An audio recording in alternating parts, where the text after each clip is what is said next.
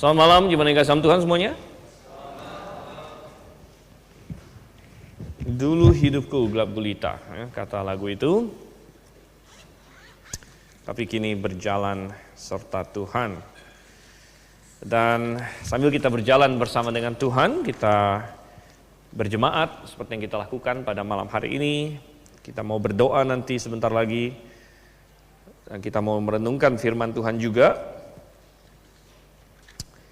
Hari ini saya kembali akan mengajak kita melanjutkan pembelajaran kita akan kitab Ayub.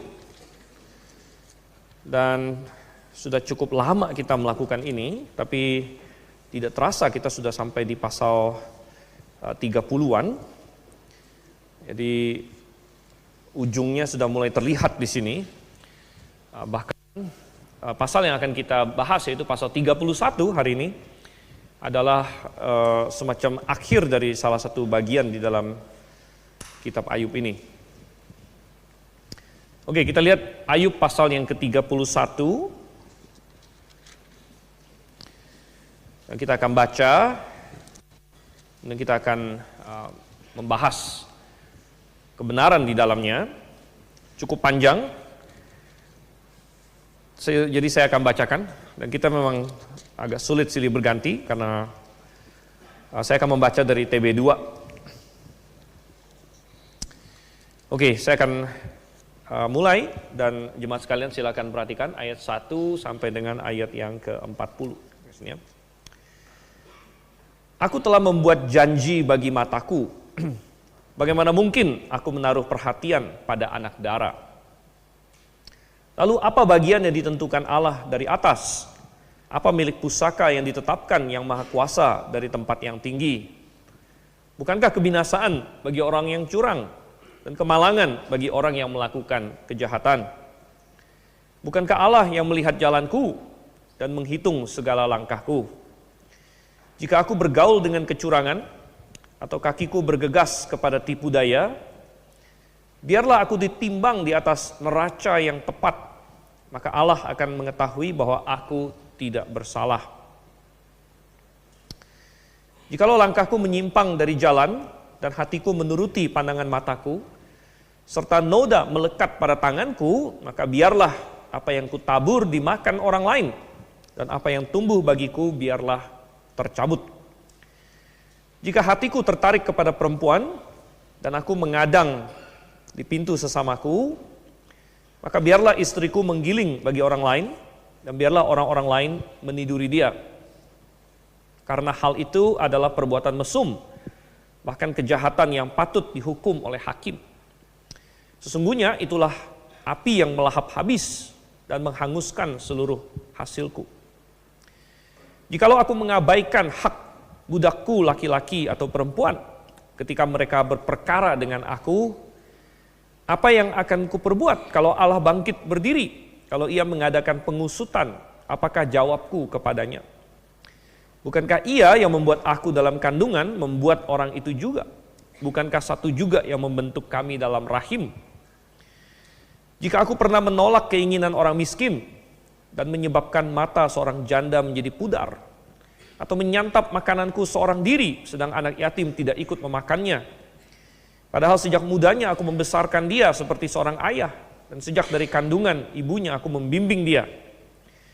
Jika aku melihat orang mati karena tidak memiliki pakaian, atau orang miskin yang tidak mempunyai selimut, dan yang hatinya tidak memujiku karena tubuhnya tidak dihangatkan dengan bulu dombaku, jika aku mengangkat tanganku melawan anak yatim, karena di pintu gerbang aku melihat ada yang membantu aku, maka biarlah tulang belikatku lepas dari bahuku, dan lenganku dipatahkan dari persendiannya.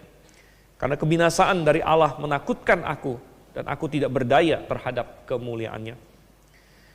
Jika aku menaruh kepercayaan pada emas, dan berkata kepada kencana, engkaulah kepercayaanku. Jika aku bersuka cita karena kekayaanku besar, dan karena tanganku memperoleh harta benda yang berlimpah.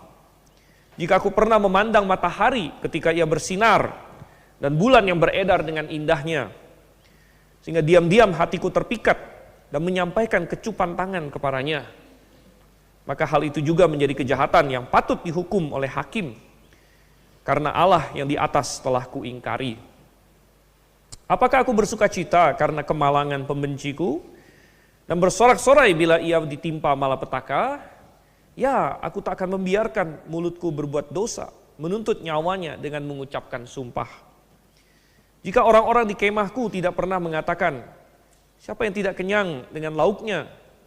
Pendatang pun tidak pernah bermalam di luar, pintuku kubuka bagi musafir. Jika aku menutupi pelanggaranku seperti orang-orang lain, dengan menyembunyikan kesalahanku dalam hatiku, karena aku takut kepada khalayak ramai, dan penghinaan kaum keluarga mengejutkan aku, sehingga aku berdiam diri dan tidak keluar dari pintu. Sekiranya ada yang mendengarkan aku, inilah tanda tanganku, hendaklah yang Maha Kuasa menjawab aku.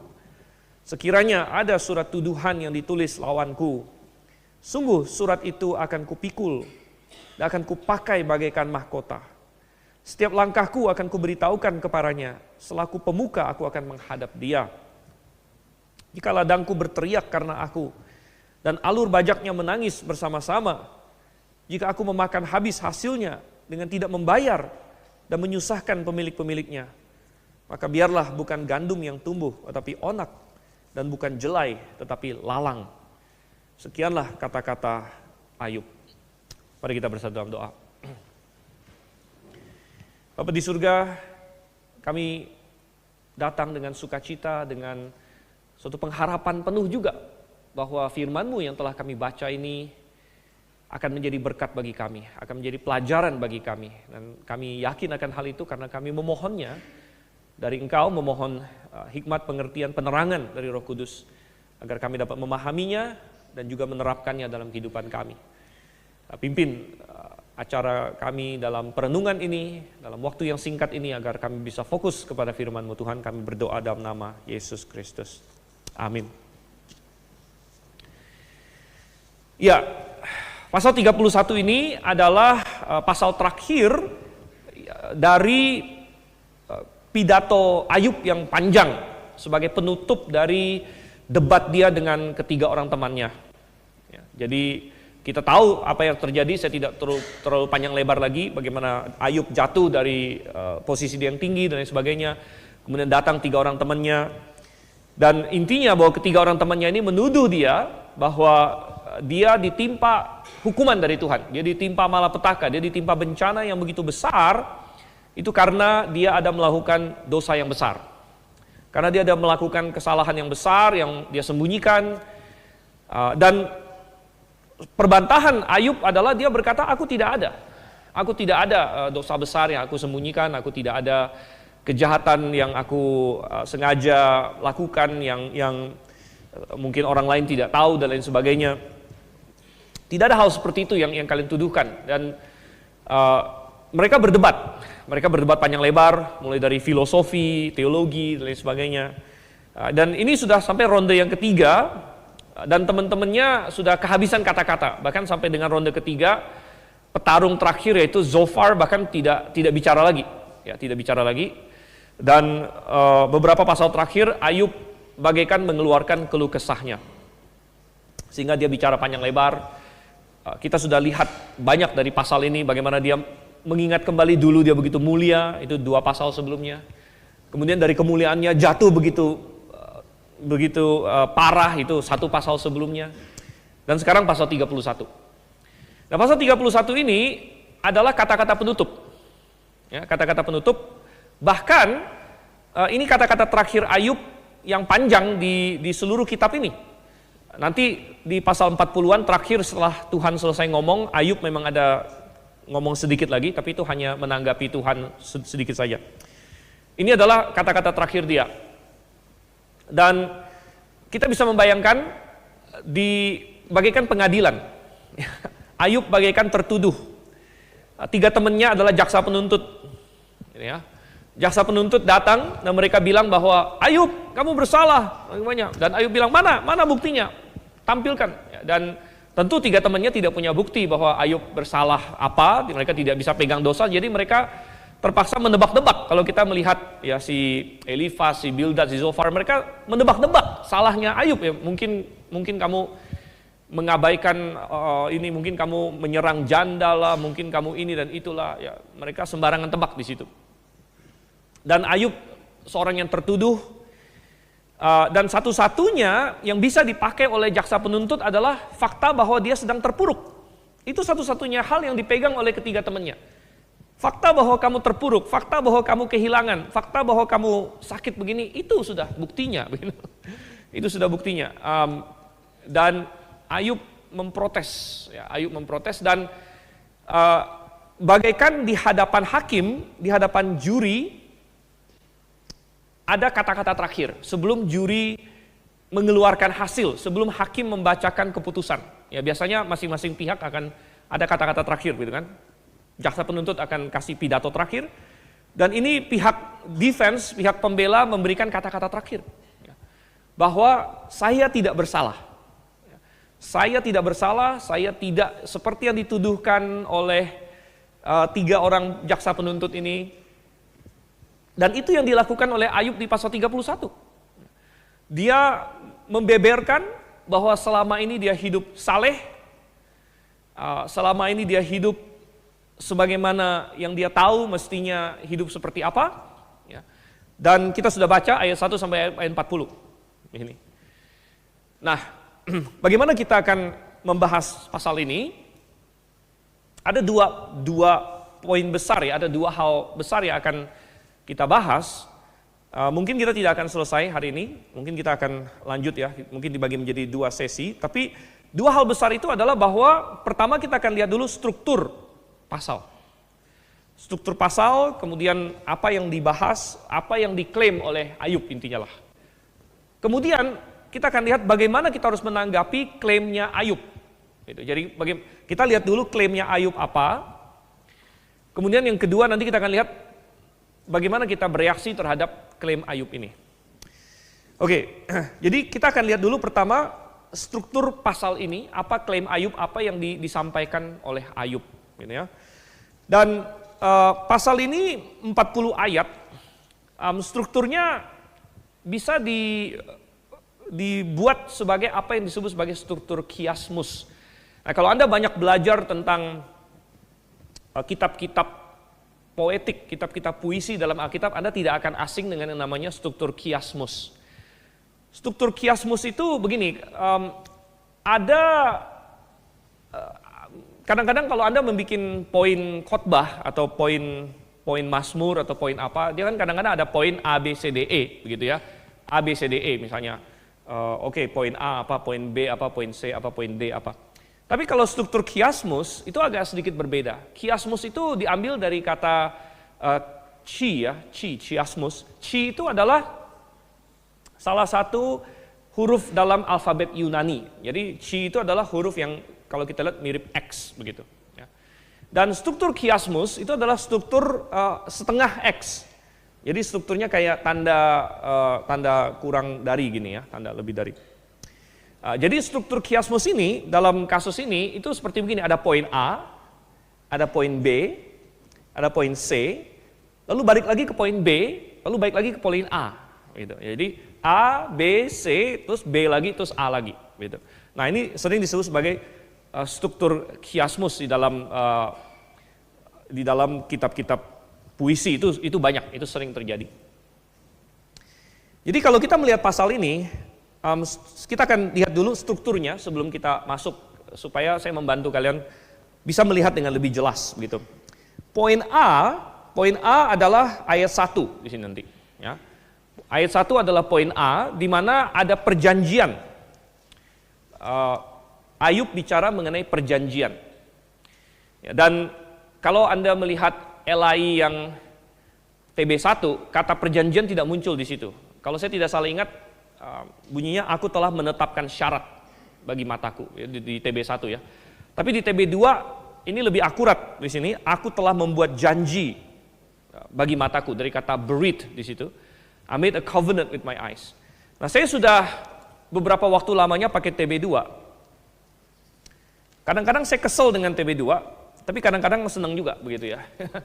Jadi saya mendapatkan TB2 ini bukan upgrade, benar-benar upgrade, tapi side grade orang bilang. Apa artinya?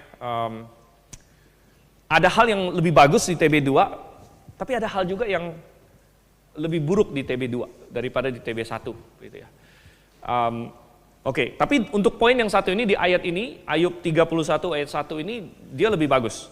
Aku telah membuat janji bagi mataku, katanya di sini. Ini memang literalnya seperti itu. Jadi poin A adalah berbicara mengenai perjanjian dengan mata. Perjanjian dengan mata, oke? Itu poin A. Poin B adalah dari ayat 2 sampai ayat 6 nanti, di mana Ayub mengakui Tuhan sebagai hakim. Tuhan sebagai hakim. Itu poin A, ingat poin A perjanjian. Poin B Tuhan sebagai hakim. Poin C, ini biasanya inti dari kiasmus, karena A, B, C, terus B, terus A lagi. Poin C adalah intinya dari ayat 7 sampai ayat 34. Ya, ayat 7 sampai ayat 34 nanti Ayub mengatakan dirinya bersih dari kejahatan. Aku bersih dari kejahatan. Jadi klaim Ayub di sini ya. Itu dari ayat 7 sampai ayat 34. Kemudian ayat 35 sampai ayat 37 itu balik ke poin B lagi. Tuhan sebagai hakim. Tuhan sebagai hakim ya. Dan kemudian terakhir ayat 38 sampai 40 ini ada tema perjanjian lagi. Perjanjian tapi kali ini perjanjian tanah. Oke, itu struktur umum dari pasal ini. Sekarang coba kita lihat satu persatu di sini ya. Pertama dia bicara soal perjanjian dengan mata. Di ayat 1 dia bilang begini, aku telah membuat janji bagi mataku, bagaimana mungkin aku menaruh perhatian pada anak dara. Jadi ingat bahwa ini adalah statement pembelaan Ayub yang terakhir, dan dia memulai dengan menyatakan dirinya bersih, bukan hanya secara eksternal, tapi juga secara internal. Ya. Ayub menyatakan bahwa dia paham kejahatan itu bukan hanya yang kelihatan saja. Dia paham bahwa kejahatan itu bukan hanya yang bisa dilihat orang, tetapi yang dianggap kejahatan oleh Tuhan adalah bahkan hal-hal yang berkaitan dengan hati manusia. Ya. Itu Ayub paham. Ayub paham akan hal itu. Dia mengerti. Ya. Dan dia memulai dengan membuat klaim mengenai perjanjian dengan mata. Bagaimana mungkin aku menaruh perhatian pada anak dara di sini. Jadi ada hubungannya dengan masalah perempuan. Ya. Ayub sebagai seorang laki-laki memperhatikan seorang anak dara, seorang perempuan muda, begitu. Jadi ini ada kaitannya dengan dosa hawa nafsu, dosa seksual. Ya. Nah sebenarnya dosa perzinahan nanti akan disebut lagi oleh Ayub di ayat yang ke-9 nanti. Ayat 9, ayat 10, Ayub spesifik ngomong soal perzinahan lagi. Tetapi di ayat 1 ini, Ayub sudah mengantisipasi apa yang Tuhan Yesus akan ajarkan ribuan tahun kemudian setelah Ayub.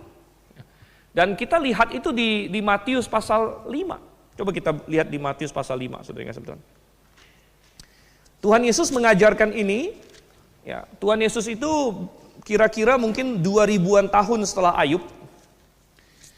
Dan Tuhan kita mengajar di Matius pasal 5 ayat yang ke-27, kamu telah mendengar bahwa dikatakan jangan berzina, namun aku berkata kepadamu, setiap orang yang memandang perempuan hingga menginginkannya sudah berzina dengan dia di dalam hatinya. Jadi Tuhan Yesus mengajarkan bahwa perzinahan itu bukan hanya terjadi di tempat tidur saja, tapi perzinahan itu sudah dimulai dari dalam hati. Ya. Dimulai dari dalam hati, dan di dalam hati itu seringkali melalui mata. Dan rupanya Ayub ribuan tahun sebelum Tuhan kita itu sudah paham akan hal ini. Ya. Sehingga kalau kita balik lagi ke Ayub 31 ayat 1 di sini, dia bilang, aku tidak melakukan hal seperti itu. Aku telah membuat janji dengan mataku. Nah ini adalah suatu prinsip yang bagus dengan Tuhan bagi orang Kristen pada hari ini. Prinsip yang dinyatakan oleh Ayub di sini adalah prinsip yang bagus. Aku telah membuat janji dengan mataku, katanya sini ya. Bagaimana mungkin aku menaruh perhatian kepada anak dara di sini. Dan tentu maksudnya bukanlah bahwa kita tidak boleh melihat perempuan, gitu ya. Maka kalau begitu gawat sekali, saya kalau khotbah jadi pusing mau lihat yang mana, gitu kan. Ada 50% di sini perempuan, gitu. Tentu bukan itu maksudnya. Ya. Juga bukan berarti bahwa seorang laki-laki tidak bisa melihat seorang perempuan, lalu misalnya kagum akan kecantikan dia. Ya, kalau misalnya melihat seorang perempuan yang cantik, ya, yang elok, ya, lalu ini cantik sekali orang ini. Ya. Sampai dengan sebatas itu tidak ada masalah, saudara kasih Tuhan. Ya. Kita bisa mengapresiasi kecantikan, keelokan pada diri seseorang. Ya. Tetapi menjadi permasalahan dan menjadi dosa kalau lalu apa yang kita lihat di mata itu diproses di dalam hati dan pikiran menjadi suatu hawa nafsu, menjadi suatu keinginan, imajinasi mungkin, ya, niat dan lain sebagainya untuk intim dengan dia, ya, untuk bersetubuh dengan dia, padahal dia bukan istri, bukan pasangan. Ya. Maka ketika hal-hal seperti itu muncul, ya, atau dikobarkan di dalam hati seseorang, maka itu sudah dosa. Gitu ya. Jadi sekali lagi, hanya dengan melihat saja sebenarnya itu tidak salah. Gitu. Ya. Kemudian melihat, ya, kemudian memahami, oh ini orang yang perempuan yang cantik misalnya. Ya, karena memang ada perempuan-perempuan yang cantik dan diberikan keindahan oleh Tuhan. Dan ya kita bisa memuji pencipta, kita bisa memuji Tuhan ketika kita melihat keindahan. Sama seperti ketika kita melihat keindahan bunga, keindahan alam, ya, wow ini indah sekali, cantik sekali. Ya. Maka pada diri manusia kita juga bisa, Tuhan benar-benar menciptakan kamu dengan indah, dengan cantik misalnya. Gitu kan? Tetapi kita harus menjaga, ya, hati kita. Nah, tentu yang dimaksud oleh Ayub di sini, aku telah membuat janji bagi mataku. Bagaimana mungkin aku menaruh perhatian pada anak dara?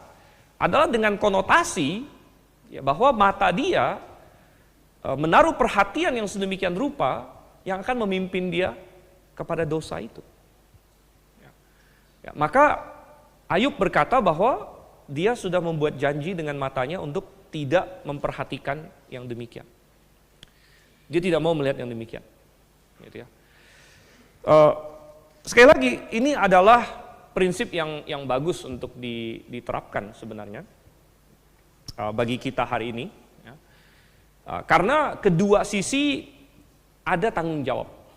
Ya. Kalau kita bicara mengenai hawa nafsu dan lain sebagainya, ya, kita bisa salah kalau kita hanya menekankan satu sisi saja.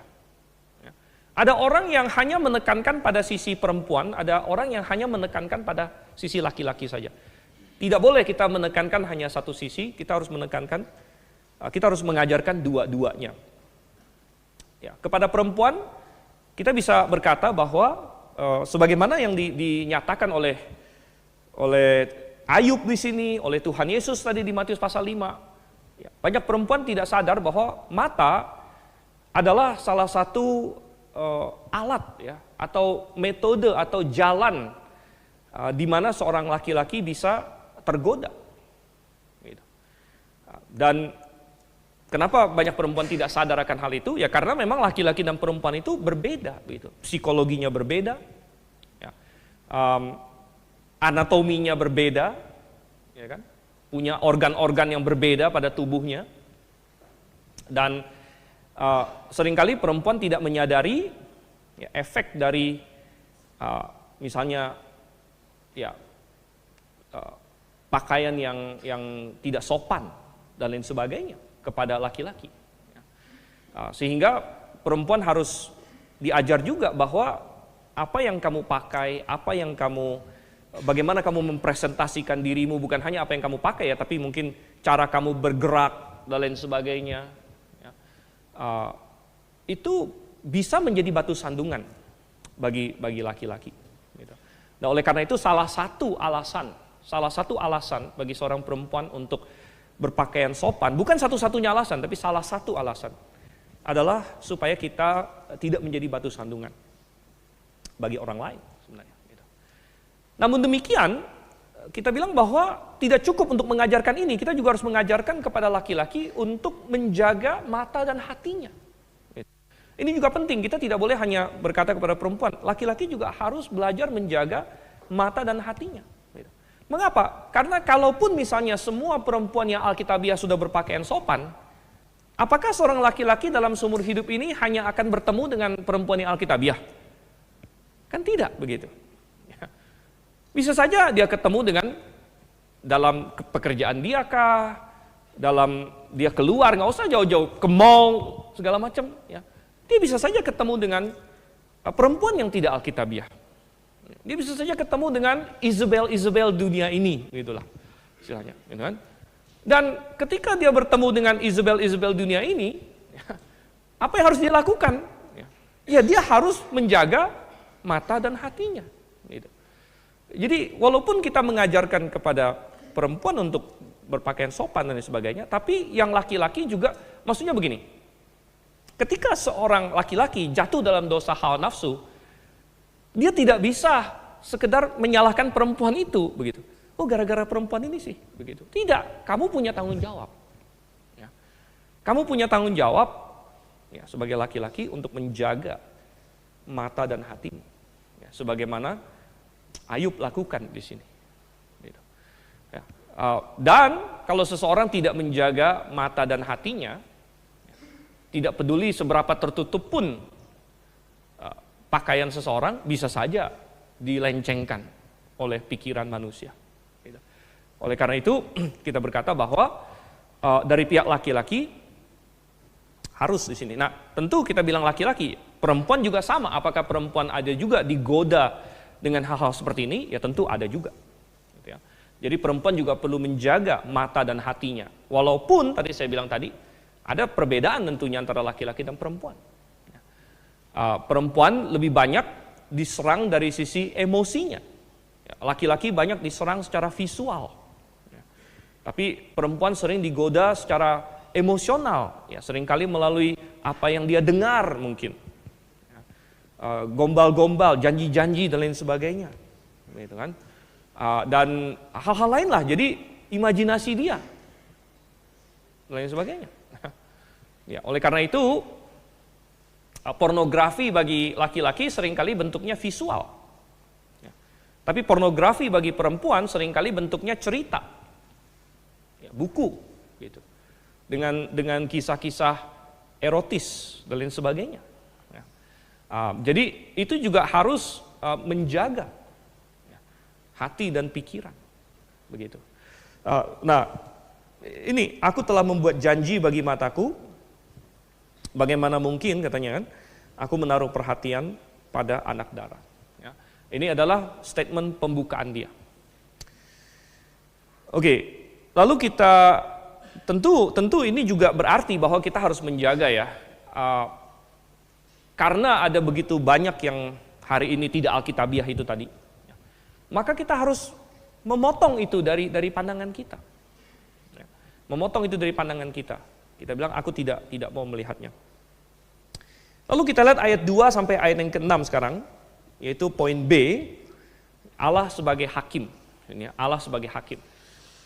Kenapa Ayub mengatakan soal mata dia, soal hati dia? Siapa yang bisa tahu matanya Ayub kan? Siapa yang bisa tahu hatinya Ayub? Ya kalau hakim biasa tentu tidak bisa tahu. Namun Ayub menegaskan bahwa karena Allah adalah hakim, maka hal seperti ini pun perlu diperhatikan. Ya, karena hakimnya bukan hakim biasa. Hakimnya adalah Tuhan. Ini ditegaskan dari ayat 2 sampai 6. Dan dia berkata bahwa ya, bagian yang ditentukan Allah dari atas, milik pusaka yang ditetapkan yang maha kuasa. Ya. Dan Tuhan akan menghukum orang yang curang katanya, kebinasaan bagi orang curang, kemalangan bagi orang yang melakukan kejahatan. Dan dia mengaku bahwa Allah melihat jalannya dia, menghitung segala langkah dia. Tuhan maha tahu. Tidak ada yang terlepas dari pengetahuan Tuhan, penglihatan Tuhan. Dan di ayat yang kelima dan yang ke-6 dikatakan kan, jika aku bergaul dengan kecurangan atau kakiku bergegas kepada tipu daya, biarlah aku ditimbang di atas neraca yang tepat. Ya. Maka Allah akan mengetahui bahwa aku tidak bersalah, bahwa dia tidak melakukan kejahatan-kejahatan yang dituduhkan oleh 3 orang sahabatnya itu. Bahwa Tuhan akan menimbang orang dengan neraca, ini adalah suatu gambaran yang bagus yang dipakai dalam Alkitab. Kita jadi teringat akan satu orang tokoh yang Tuhan katakan dia sudah timbang. Masih ingat siapa tokoh itu? Tokoh itu adalah tokoh yang melihat tulisan di dinding, mene tekel ufarsin, yaitu Raja Belsazar. Dan mene artinya dihitung. Tuhan bilang aku sudah menghitung kamu. Tekel artinya ditimbang. Tuhan bilang aku sudah menimbang kamu. Dan kamu didapatkan ringan. Ringan. Jadi artinya tidak cukup. Di mana di sini ada standarnya, standar berat yang harus dicapai, tapi kamu ringan. Sehingga ketika ditimbang, ini jatuh kamu naik. Kamu terlalu ringan. Dan ini masuk ke dalam konsep bahwa di dalam dunia Ibrani dan dunia zaman dulu, berat itu bagus. Kalau hari ini banyak orang bilang berat itu jelek. Apalagi berat tubuh gitu kan. Berat tubuh ya, semakin berat jelek katanya. Jadi mau ringan, mau turun berat ya. Tapi di dalam konsep Ibrani sesuatu yang mulia, bahkan kata mulia dalam bahasa Ibrani itu adalah kavod ya. Itu artinya kemuliaan, kehormatan, dan itu sama dengan kata untuk berat sebenarnya ya. Jadi sesuatu yang mulia, sesuatu yang hormat itu sesuatu yang berat, yang berbobot. Nah, kita bisa bilang ya, sesuatu itu berbobot berarti dia punya kualitas, dia punya ini. Dan kalau Tuhan menaruh kamu pada neracanya, ya, apakah kamu cukup berbobot atau tidak? Apakah kamu cukup ini? Dan Tuhan akan menimbang ya, tiap-tiap orang di sini. Dan Ayub bilang kalau Tuhan menaruh aku pada neracanya, neraca yang tepat katanya sini ya, maka ia akan mengetahui aku tidak bersalah. Oke, nah itu adalah poin A dan poin B. Nah selanjutnya kita masuk ke poin C di sini. Nah di poin C di sini, yaitu di mana Ayub mengklaim bahwa dia tidak bersalah. Ada sekitar 8 kali, ya, atau 7 tergantung cara Anda menghitungnya, 7 atau 8 kali siklus di mana dia bilang, kalau aku melakukan kejahatan ini, maka hendaknya aku kena hukuman ini. Ya, dengan indikasi bahwa aku tidak melakukan kejahatan ini. Ya. Jika aku melakukan ini, hendaknya aku dihukum seperti ini. Ya, kalau aku melakukan ini, hendaknya aku dihukum seperti ini. Dan itu ada 7 siklus, 7 stanza atau 8 sekali lagi tergantung cara Anda membaginya. Di mana dia mengulangi ini, dan akan sangat indah bagi kita untuk melihat ya satu persatu item yang didaftarkan oleh Ayub yang dia anggap sebagai kejahatan, dan kemudian nanti kita akan bandingkan dengan hari ini bagaimana kita dan sebagainya ya. Namun itu harus menunggu di kali berikutnya ya, karena kita tidak ada waktu untuk itu pada malam hari ini ya. Ada sekitar 7 jika di sini yang dinyatakan oleh Ayub. Oleh karena itu, yang kita dapat malam ini adalah pernyataan awal Ayub bahwa dia telah menetapkan janji bagi matanya. Nah, ini juga suatu hal yang bagus untuk kita tiru. Ini ayat hafalan yang bagus bagi siapapun yang bergumul melawan pornografi, siapapun yang bergumul melawan hawa nafsu, bergumul di dunia yang penuh dengan godaan-godaan seksual. Prinsip yang ditaruh oleh Ayub di sini adalah contoh yang sangat bagus bagi kita. Oke, mari kita bersatu dalam doa. Bapa di surga, kami mengucap syukur untuk kasih setiamu kepada kami. Kau kiranya menolong kami belajar dari Ayub, dari hidup dia yang saleh, dan bagaimana dia menjauhi kejahatan, dan Engkau pun memuji dia, dan kiranya kami belajar dari dia Tuhan. Kami serahkan dalam tangan-Mu, waktu kami selanjutnya dalam nama Yesus Kristus kami berdoa. Amin.